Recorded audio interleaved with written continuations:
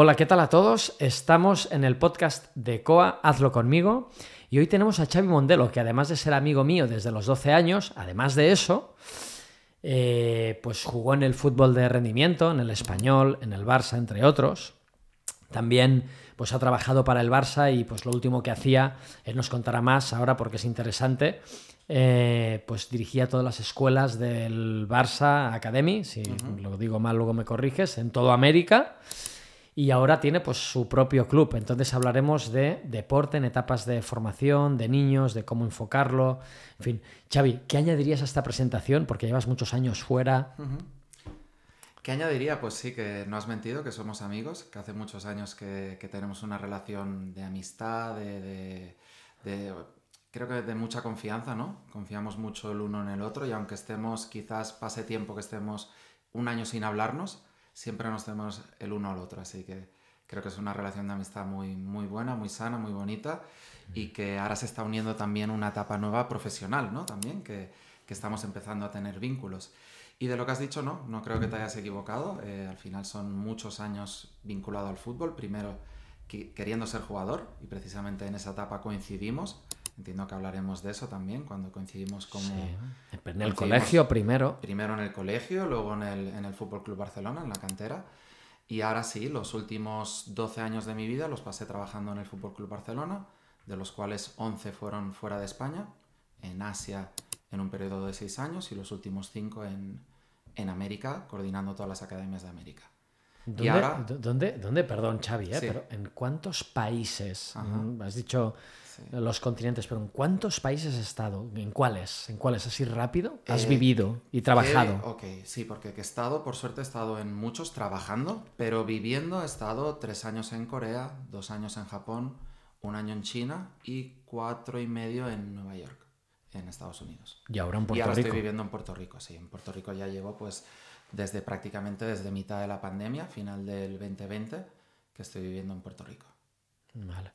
Y ahora estás pues con una academia, ¿no? Eso es un club de fútbol, es una academia de niños entre qué edades, o sea, ¿es eso lo estoy diciendo bien? Sí, es una academia de fútbol. De niños tenemos desde los nacidos en 2019, entonces serían 4, 5 años. En Puerto Rico empiezan muy pronto, o muy pronto si lo comparo como cuando empezábamos nosotros. Yo empecé con 7 años, que era la edad que se empezaba. Ahora empiezan ya con 2, 3 años, ya te empiezan a preguntar si pueden entrenar o no a fútbol con nosotros y si sirve de algo. Entonces nosotros tenemos desde los 4 o 5 años hasta los 16 ahora, con la intención de llegar hasta los 19, que es la etapa que entendemos que es formativa. Ya más allá del periodo formativo, de momento no es algo que nos planteemos. Claro, porque en mi ámbito, desde el campo de las ciencias de la actividad física y del deporte,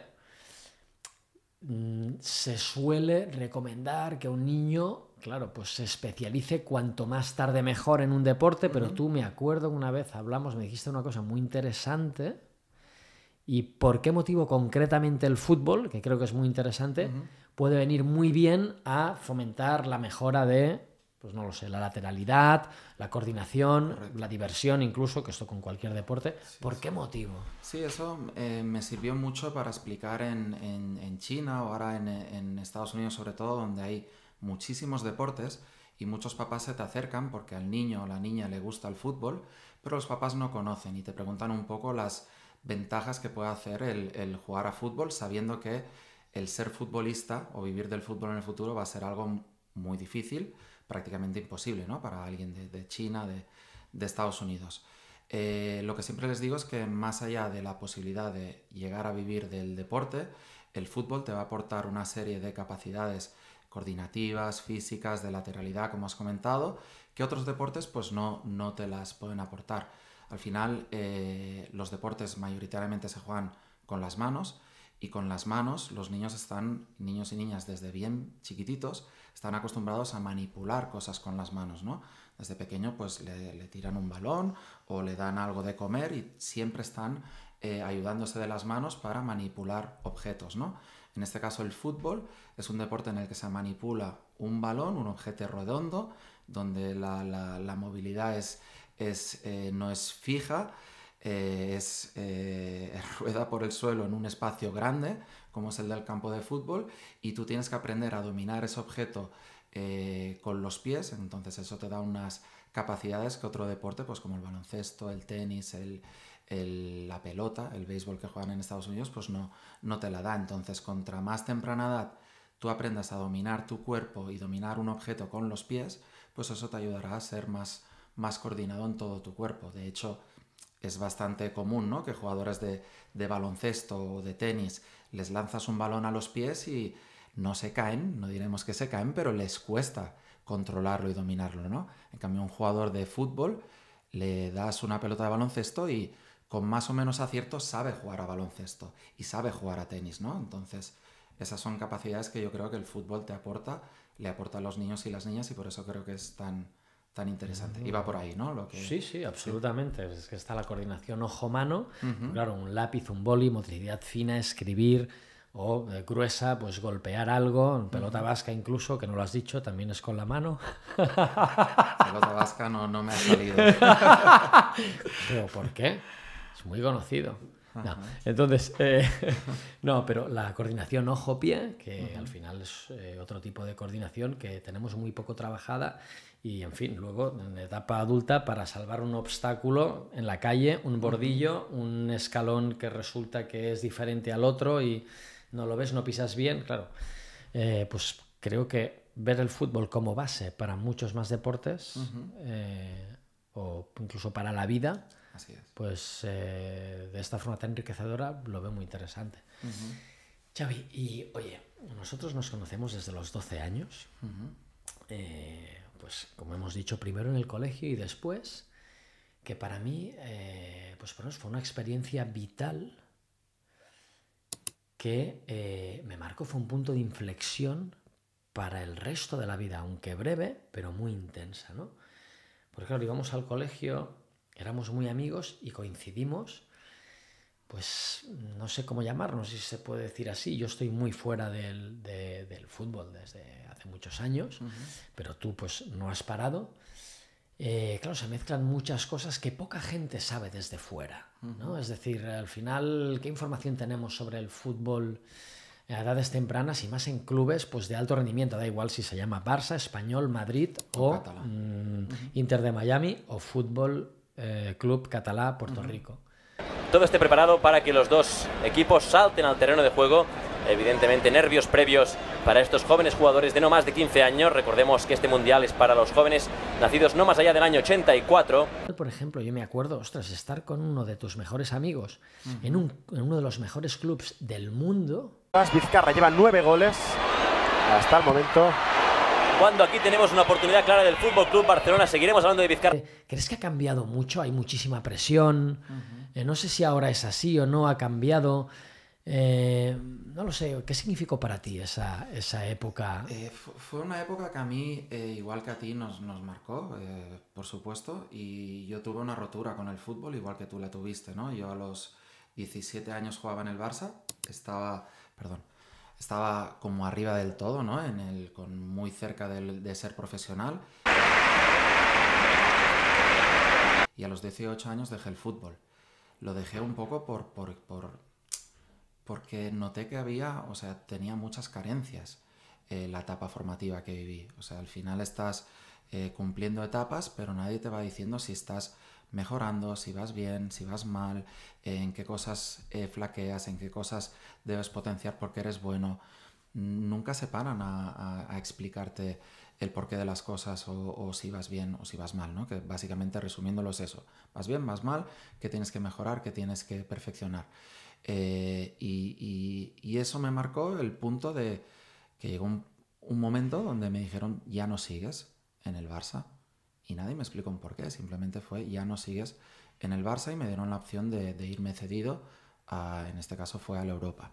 Yo intenté entrar al Mallorca, creía que por capacidades y por viendo los compañeros que tenía en el Mallorca podría haber entrado, pero luego entró el mundo de los representantes, ¿no? Y en ese caso el representante que yo tenía me cerró las puertas de ir al Mallorca, dijo que al Mallorca no iba a ir y que él, en pocas palabras, me iba a bloquear lo que era mi futuro profesional, porque yo a sus espaldas había ido al Mallorca cuando él me estaba intentando llevar al Villarreal, pero llevaba un mes entrenando solo y todos los equipos entrenando. Entonces, con 17 años intentas buscarte la vida y nadie te da soluciones. Uno juega en el Barça, se piensa que será profesional y sale del Barça y no se encuentra nadie que te explique lo que hay que hacer. Claro, porque, Xavi, es decir, ¿crees que realmente hay una formación? ¿O es tan simple como naces de una manera, meto a todos estos que tienen capacidades en una especie de jungla, perdona que lo diga así, y que sobreviva un embudo. Quien tenga que sobrevivir?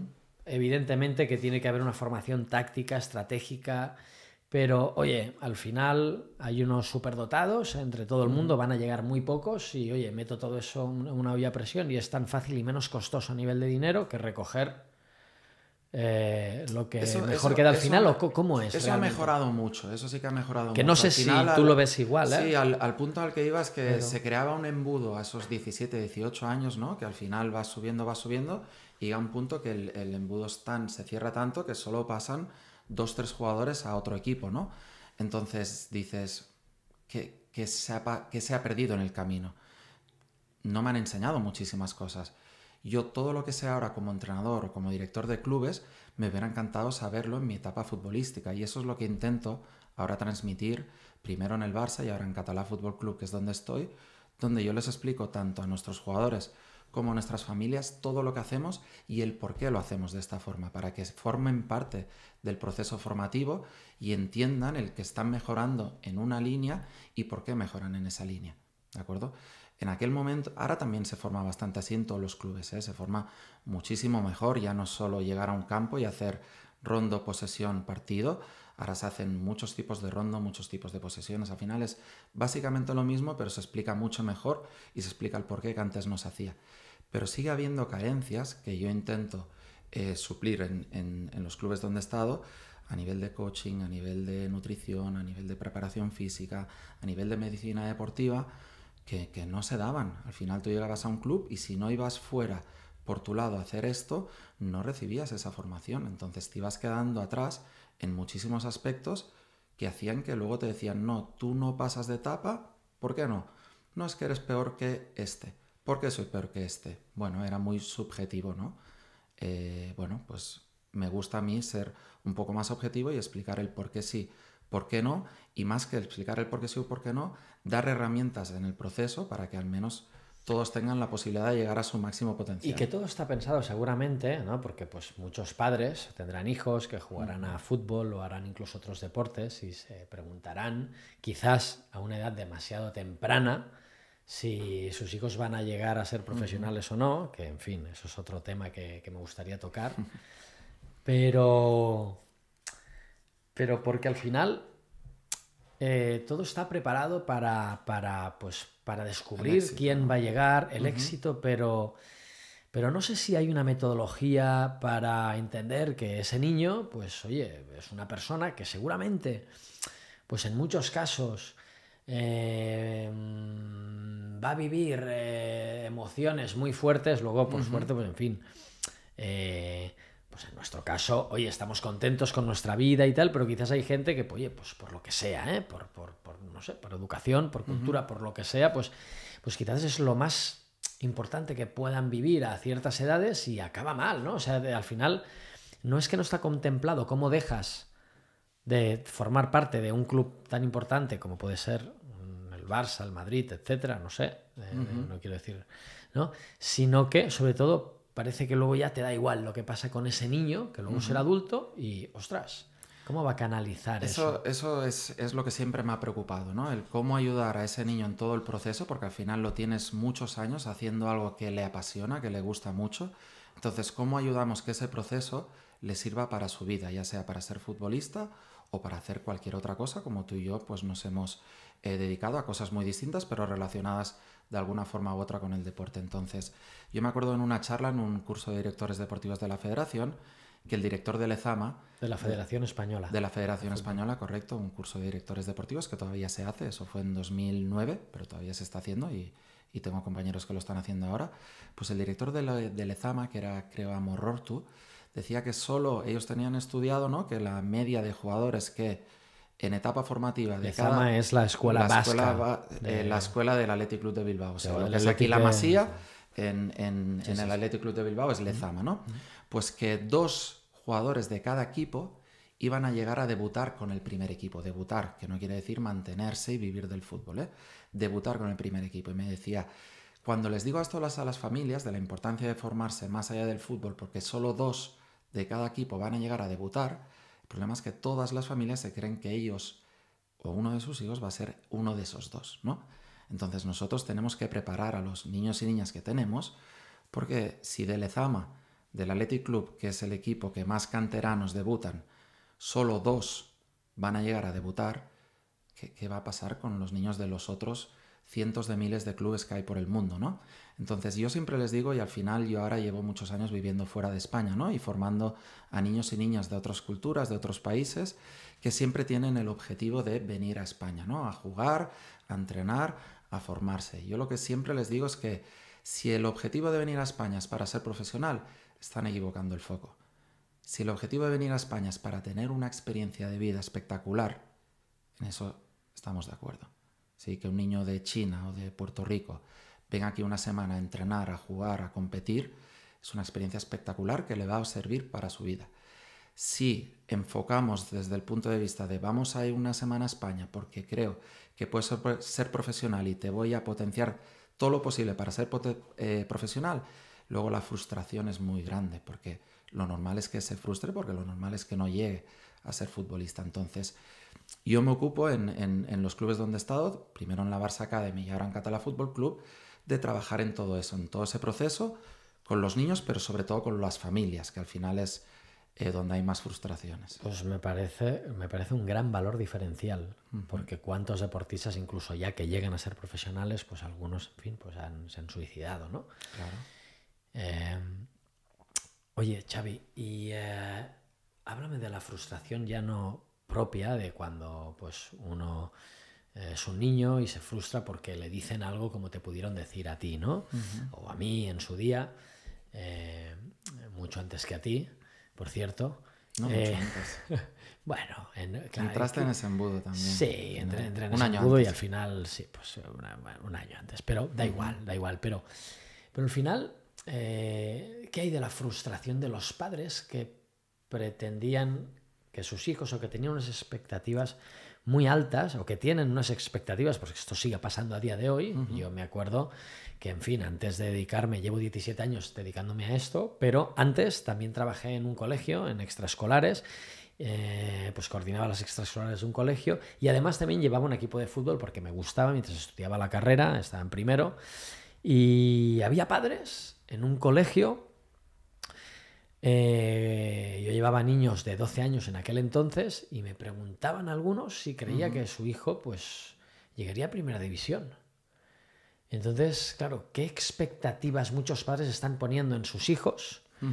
Y cuando ocurre pues que te dicen que hasta aquí o que, oye, pues en fin, que van a llegar muy poquitos, ¿qué suele pasar con los padres? ¿Cómo se trabaja eso? Mira, creo que lo hablaba el otro día contigo. Al final, para mí, cada papá que me viene con un problema me da una oportunidad a explicarle y a encontrar una solución. O de otra forma, cuando estamos en posiciones de dirección, como estuve yo en el Barça muchos años dirigiendo academias de fútbol fuera o luego dirigiendo todas las academias de América, yo era una máquina de recibir problemas y problemas y problemas. Y una vez escuché a un psicólogo deportivo que explicaba que el que recibas muchos problemas es que tienes mucho poder. Y ese poder, en lugar de crear una frustración hacia ti, lo tienes que transformar y reciclar esos problemas en soluciones. Entonces, a mí, todos los papás que me vienen con problemas, que son muchísimos, para mí cada papá que viene es una oportunidad de explicarme. Entonces, lo primero que hago con todos los papás que me vienen a quejarse de que su hijo no juega, de que su hijo no está mejorando, de que el compañero de su hijo no es tan bueno como su hijo y que tendría que jugar en otro equipo. O sea, cada vez que me viene me parece una oportunidad y al final... una oportunidad de educar al padre. Una oportunidad de educar al papá, porque al final el niño es reflejo de lo que piensan los papás. Los niños son felices jugando con sus amigos y no les importa si es más diestro o menos diestro el amigo. Al final lo que quieren es jugar, disfrutar y ganar como queremos todos. Pero en los niños la frustración del perder se los olvida a los 2 minutos. El papá es el que le perdura esa frustración y luego no cena o cena mal. Los y le miedos duda. de los padres, ¿no? Sí. Oye, este o aquel, dile que ¿no? te la Exacto. pase, que chute, que pase antes, te perjudica. Al final, son cosas de los padres, ¿no? Sí, son temas de los padres, pero al final, como hablábamos, vivimos en una generación nosotros que a nuestros padres hubieran sido incapaces de ir a hablar con el profesor o con el entrenador para quejarse de cosas tan puntuales que a mí me vienen y me dicen, oye, ¿por qué aquella falta no la ha chutado mi hijo? Te vienen con eso. Bueno, pues es una nueva realidad, pero que yo la prefiero. Al final antes había un miedo, un respeto ¿Qué se contesta a un padre que te dice esto? Concretamente en el de la falta. Sí, al final, bueno, es acabar con lo anterior, ¿no? De que antes había un miedo, un respeto excesivo y el entrenador, el profesor tenía el poder y lo que decía iba a misa, ¿no? O sea, nadie lo ponía en duda. Ahora que te pongan en duda los papás, que te pongan en duda los niños, te hace que tengas que tener un criterio mayor y tengas que prepararte más, tengas que formarte y el hecho simple de quién lanza una falta, tienes que poder saber justificarlo. O sea, no puedes decirle no, es que lanza la falta porque es el que ha levantado la mano antes o es el que ha gritado más. O como algunos entrenadores hacen, no, es que como ha recibido él la falta, como hacíamos en el colegio, ¿no? El que recibe el penal, la chuta. Pues no tiene que ser por eso, tienes que tener una respuesta. Entonces, es un proceso. Al final, normalmente cuando me viene un papá y me dice por qué no ha lanzado una falta a su hijo, le pido que me explique en qué partido, en qué contexto, en qué momento y que me deje hablar con el entrenador para entender el por qué ha lanzado la falta uno y no otro. Y si el entrenador no me da la respuesta que yo estoy esperando o una respuesta que pueda estar de acuerdo o no, pero que tenga una respuesta coherente o al menos pensada, pues le voy a hacer pensar. Entonces me va a servir para que ese entrenador se plantee todas las cosas que pasan en el juego. Y al final yo siempre intento hablar con los papás, o sea, nunca negarles el que me vengan a hablar, por mucho que me canse o más o menos, creo que es bien interesante y conocer sus preocupaciones nos ayuda muchísimo a mejorar. En cualquier caso, la respuesta, pregunto, nunca debería ser porque es el que mejor la chuta, en un contexto que no es alto rendimiento o incluso a los 12, 13, 14 años, incluso en alto rendimiento, nunca debería ser la respuesta porque es el mejor que la chuta. ¿O qué crees? O sí, depende del partido, del campeonato, del momento del partido, el que se sienta con mejor confianza, es un tiro cercano, tiene más técnica para colocarla, o es lejano, tiene más potencia para llegar. Son muchísimas cosas las que intervienen en una decisión y hay que ponerlas todas en contexto. No nos podemos quedar con la foto de la ha tirado o no la ha tirado y por qué, ¿no? En cualquier caso, lo que veo es que ahora hay comunicación, ¿no? En ese triángulo entrenador, padre y niño. Exacto. ¿no? Y dirección del club. Hay comunicación, porque antes importante. era todo muy... Sí. Oye, tú no puedes decirle nada nunca. O sea, se fomenta que haya comunicación. Eso es una gran diferencia entre hace, pues no lo sé, 15 años y ahora, que se fomenta la comunicación entre ese triángulo. No sé si en todos los clubes, yo lo que intento es que no tengan la comunicación directamente con el entrenador, porque eso le va a influir a la hora de la toma de decisiones. Entonces yo, cuando me viene un papá con una queja hacia un entrenador... Pones un parapeto. No, es poner a alguien. Es una broma, pero pero pones a una persona. Es una persona que al final yo no le voy al entrenador. Me ha venido el papá X quejándose de la situación Y. Le digo, ostras, ha pasado esto en el partido. ¿Por qué has tomado esta decisión?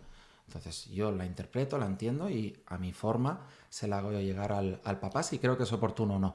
Pero sí que quiero el que los papás me vengan a mí, o sea, que yo sea la persona, porque si no, al final estamos hablando de que tenemos entrenadores, la mayoría gente muy joven, y que un papá le pueden crear unas situaciones incómodas en un momento dado o influenciar en sus futuras decisiones. Y es algo que no podemos caer en la situación de que un entrenador tome decisiones sobre alineaciones o sobre una cosa tan fácil como lanzar un penal o una falta por el papá que más habla con él y más interfiere en las decisiones. Y además que ganas tiempo y, oye, con el tiempo cualquier, ¿no? El comentario más visceral o pasional, pues que está hecho quizás más con el cerebro reptiliano o primitivo que con el córtex frontal, donde está la parte consciente, pues lo que conviene primero es ganar tiempo para que se Correcto, pueda dar y una al buena final- explicación y el otro la pueda escuchar, ¿no? El padre la pueda escuchar, Y al asimilar final, y entender. con el entrenador generalmente será en caliente, ¿no? Porque será acabar el partido y encontrarse el entrenador en caliente el entrenador, en caliente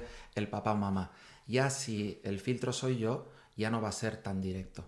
Si ya tiene que, ostras, sé que con el entrenador no puedo, entonces cuando me encuentre a Xavi se lo explicaré y ya lo va a explicar de forma más calmada. Xavi, para acabar, ¿quiénes son? ¿Ya acabamos? Ya está. Bueno, queda un poco, pero no, al final pues duran 25-26 minutos. ¿Qué jugadores actuales profesionales de fútbol a nivel, no sé, español o mundial incluso, son para ti un ejemplo de lo que tú acabas de explicar en esta charla, incluso de lo que intentas predicar con tu club? ¿Qué jugadores actuales pueden expresar valores similares a estos? Es difícil, ¿eh? El tener un jugador perfecto, tampoco porque no los conozco. Por Jugador y triángulo, ¿eh? Jugador, familia, Sí, claro, no conozco tanto el entrenadores, contexto. vínculos. Lo que te quiero decir es que cualquier jugador que llegue a ser profesional puede ser ejemplo de algo positivo o de algo negativo, ¿no? A mí cuando siempre te hacen la pregunta, ¿no? Y más cuando trabajas por el Barça, ¿Messi o Cristiano Ronaldo? Pues en muchísimas cosas Messi y en muchísimas otras Ronaldo. Ronaldo es un ejemplo de esfuerzo, de superación, de constancia, de longevidad. O sea, cuántos años lleva estando en la élite, siendo un jugador con unas capacidades naturales seguramente muy inferiores a las de Messi, ¿no? Entonces, si ponemos eso como ejemplo, te sirve de que Messi puede ser un ejemplo, sí. Iniesta, al final los dos jugamos con Iniesta y quizás... ¡Oh, Gilberto! ¡Iniesta! ¡Gol!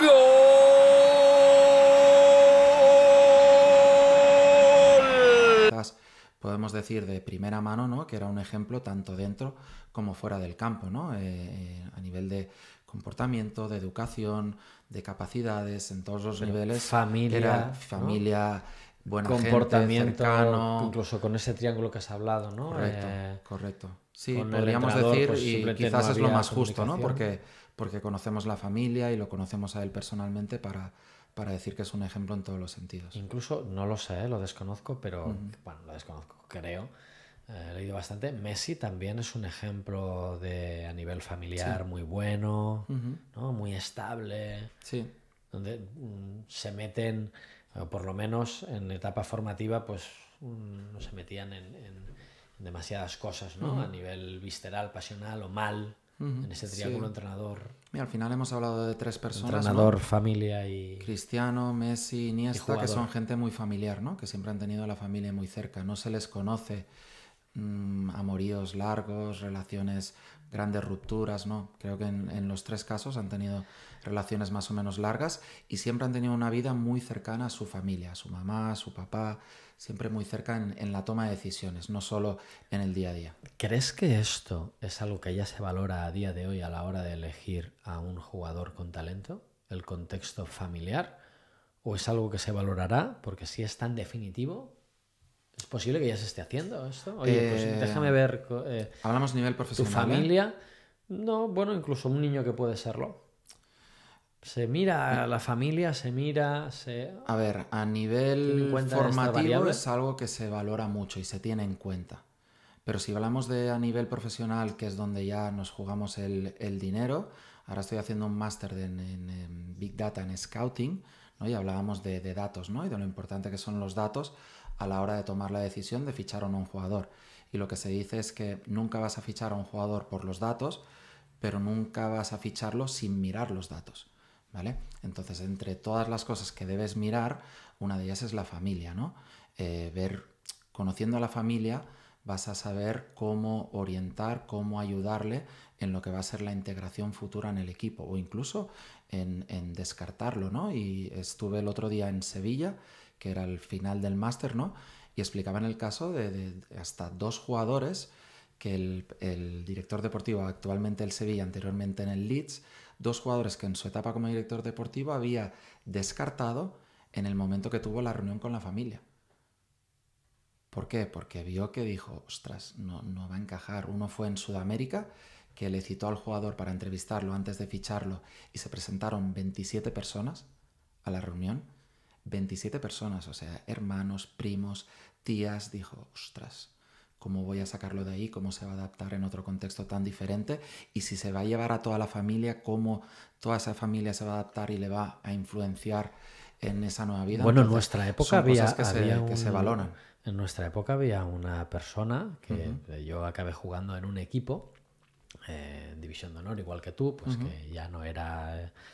porque bueno, yo luego fui al Español y luego pues a otro equipo, y en ese otro equipo que lo fichó el Barça, creo que pues sí, que ponían en el contrato que solo podían ir el padre y la madre, ¿no? Pues porque eran de, en fin, pues de una etnia tan respetable como cualquier otra, caso, sí. pero en el anterior equipo al que yo fui a jugar, pues también bajaban al vestuario, imitando, pero iban como mínimo 20, ¿no? Sí, Entonces en el contrato dice, oye, aquí solo puede entrar tu padre y tu madre, ¿no? Claro, no sé si también rendiría de la misma forma. Sí, puede ser. Bueno, en cualquier caso, oye, Xavi, me ha encantado tenerte aquí, no solo como catalá a Puerto Rico, sino como amigo mío, que es el sentido principal, además de aportar todo el valor que podamos a las personas que nos escuchan, sobre todo si tienen hijos. Y, en fin, lo único que espero es que mi hijo pequeño crezca para poder mandar pues, a mis 3 hijos a que vivan esas experiencias que al final yo, desde fuera, lo veo absolutamente como tú, ¿no? Primero algo que te pueda servir para la vida y luego, pues, si sucede el ser profesional, pues ya veremos. Sin duda, al final un deporte como el fútbol, por lo que hemos hablado y porque es un deporte de equipo y todo lo que eso te aporta a tu vida, o sea, sin duda me parece una herramienta perfecta que le damos a nuestros hijos, que tú ya tienes 3 y los míos que espero que lleguen pronto. Gracias, Xavi. Gracias.